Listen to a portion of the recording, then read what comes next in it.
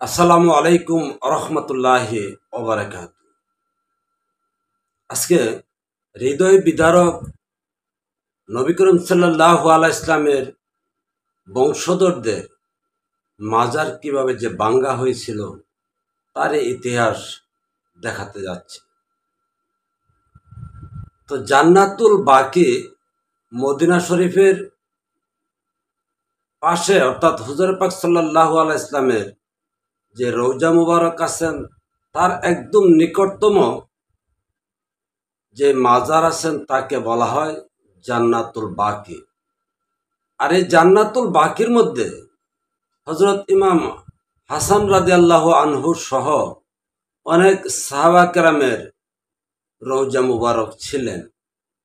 আর সেই সমস্ত রওজা মুবারকে কেমন ছিলেন এখানে দেখুন।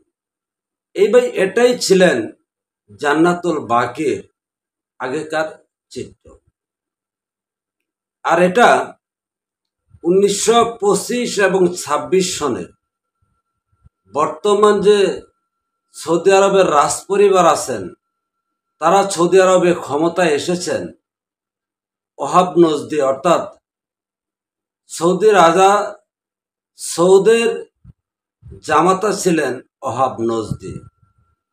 আর এই ওহাব নজদি আমেরিকা বা ইংরেজদের সাথে আতাত করেই কিন্তু সৌদি আরবের ক্ষমতায় আসেন।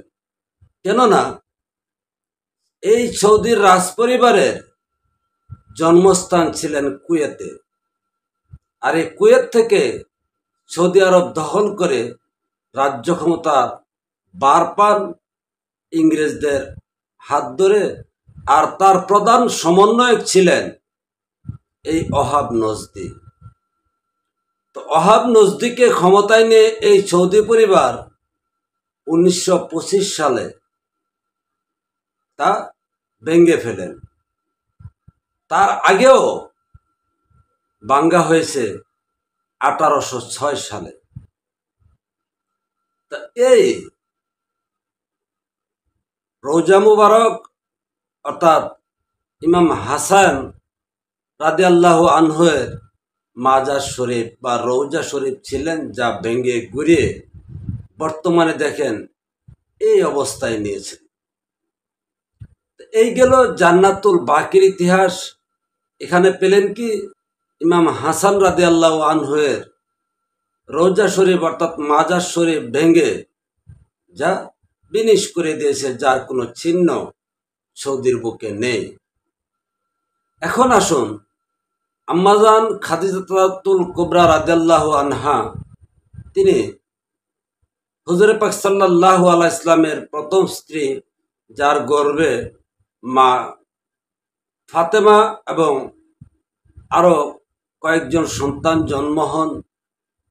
তো মা ফাতেমা রাদিয়াল্লাহু আনহার মাতাকে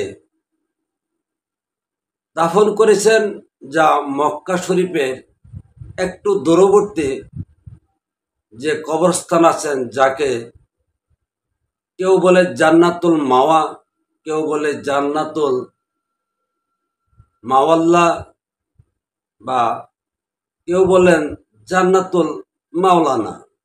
এক একজনের বাসায় এক এক ধরনের ভাবে বলে থাকেন।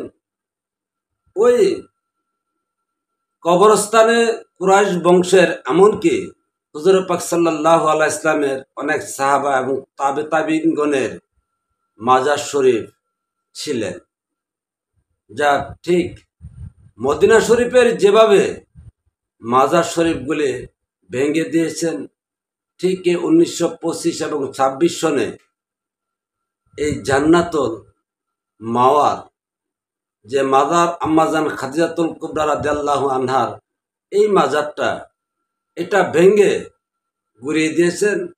এখন মানুষে এমন চিহ্ন করে রেখেছেন। এই গেল নবীর পরিবারে মাজার শরীফ বা রওজা শরীফ ভাঙ্গার কাণ্ড কারখানা। এখন চিন্তা করে দেখুন, যে ওহাব নজদি বা ওহাবি মতবাদ হুজুর পাক সাল্লাল্লাহু আলাইহি ইসলামের বংশের, হুজুর পাক সাল্লাল্লাহু আলাইহি ইসলামের দরিদ্র ছেলে এবং পরিবারের সম্মান কদর যার কাছে নেই, সেই অহাব নজদি কি করে হযরত মুহাম্মদ মুস্তাফা সাল্লাল্লাহু আলাইহি ইসলামের অনুসারী? সেই অহাব নজদি কি করে হন নবীজি দেখানো মত এবং পথের অনুসারী?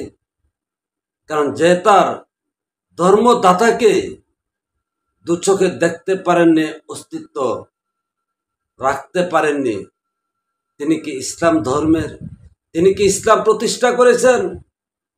তিনি যে মাজার ভেঙ্গে মসজিদ প্রতিষ্ঠা করেছেন, আদৌ কি কোরআনে মসজিদ প্রতিষ্ঠার নির্দেশ কি আছেন? পাশাপাশি তাই নয়, হুজুর পাক সাল্লাল্লাহু আলাইহি ইসলাম কি মসজিদ তৈরি করেছেন, তার কি আদৌ কোনো ইতিহাস দিতে পারবেন কেউ? এখন যদি কেউ বলেন এই মদিনা শরীফ এটা মসজিদে নববী, তাহলে প্রশ্ন করব নবীজির থাকার ঘর কোথায় ছিলেন? কেউ বলবেন মসজিদে কুবা, তাহলে উত্তর দিন নবীজি যে এই বৃহত্তর আরব রাজ্য পরিচালনা করেছেন, ওনার সংসদ ভবন কোথায় ছিলেন?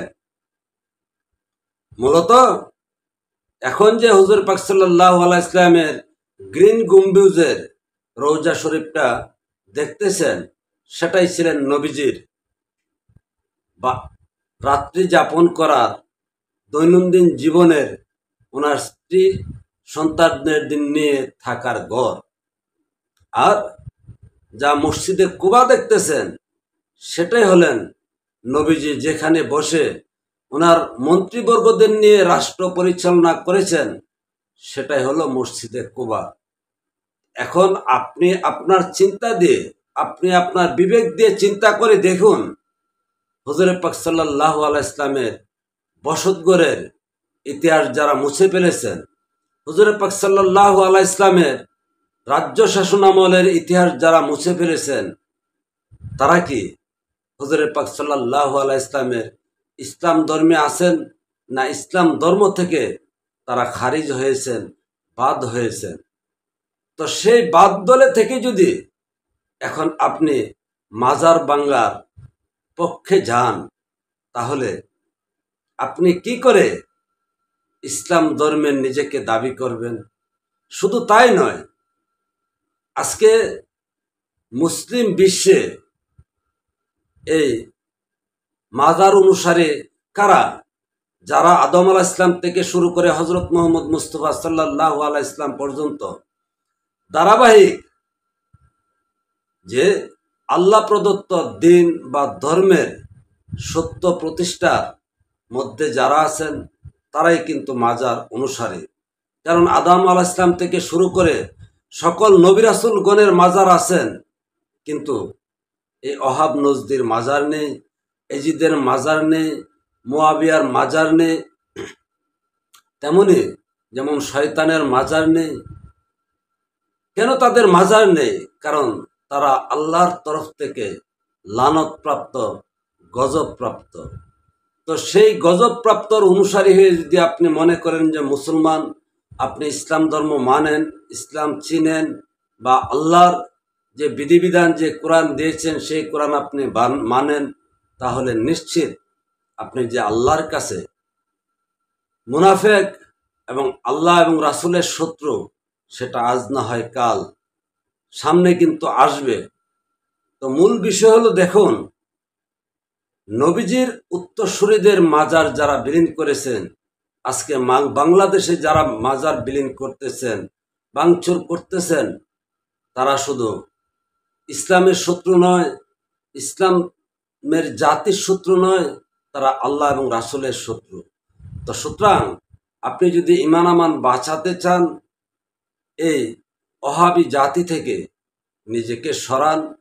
নিজেকে যদি না সরাতে পারেন, তাহলে সেই খ্রিস্টানদের প্ররোচনায় নবীজি ওফাতের 200 বছর পরে যারা বই লিখে দিয়ে গেছেন, যা হাদিস নামের বই, এই বই যদি মুসলমান জাতি থেকে উইথড্র না করতে পারেন, তাহলে আদম আলাইহিস সালাম থেকে শুরু করে হযরত মুহাম্মদ মুস্তাফা সাল্লাল্লাহু আলাইহি ওয়াসাল্লাম যে ধারাবাহিক সত্য এবং ইসলাম ধর্মের প্রতিষ্ঠা করে গেছেন তা আদৌ মুসলিম জাতি মানা এবং প্রতিষ্ঠা করা সম্ভব নয়।